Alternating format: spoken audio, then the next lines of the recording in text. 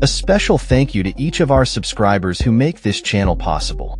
Here's today's story.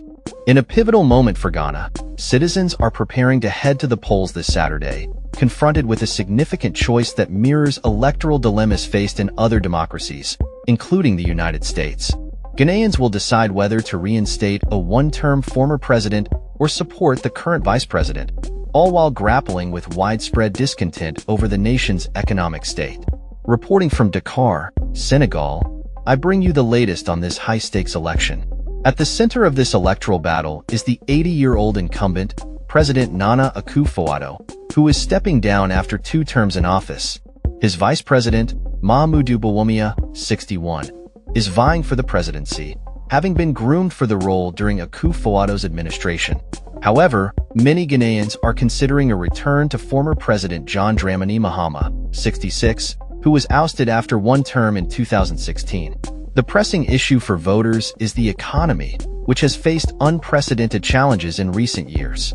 Ghana, known as Africa's largest gold producer, is currently experiencing what analysts deem the worst economic crisis in a generation. Inflation rates have soared, national debt has reached alarming levels, and the cost of living continues to rise, leaving many citizens struggling to make ends meet. Additionally, the youth have taken to the streets, protesting environmental degradation linked to illegal mining activities.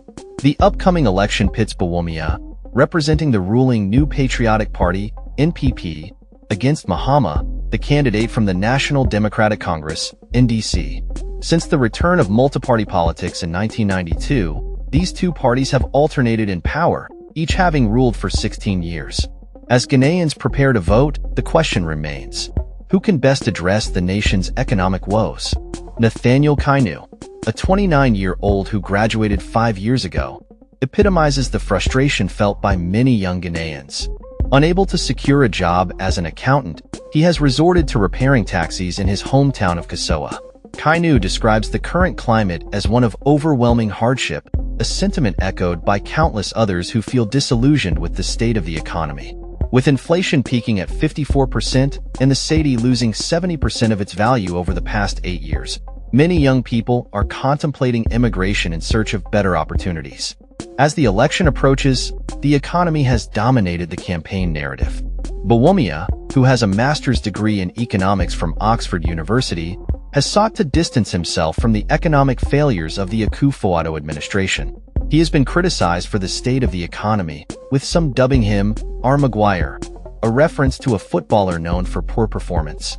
Bawumia's campaign message revolves around the creation of a digital economy, promising to provide skills training to 1 million young people and establish a digital economy hub to foster entrepreneurship.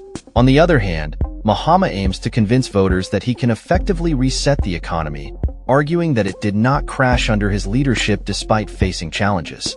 His campaign emphasizes the establishment of a 24-hour economy, creating nighttime jobs to stimulate growth. However, critics question his ability to deliver on these promises, recalling the electricity crisis that plagued his previous term. Both candidates have pledged to address the cost of living crisis by scrapping certain taxes, including a controversial electronic levy on mobile transactions. Yet, experts warn that such measures could create a fiscal gap, complicating efforts to navigate the economic recovery plan backed by the International Monetary Fund, IMF. Political analysts predict a close race, with recent polling indicating Mahama holds a slight edge over Bawumia.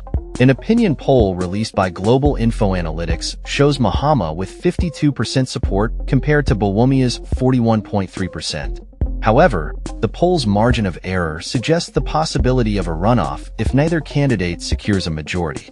As Ghanaians prepare to cast their votes, the stakes have never been higher.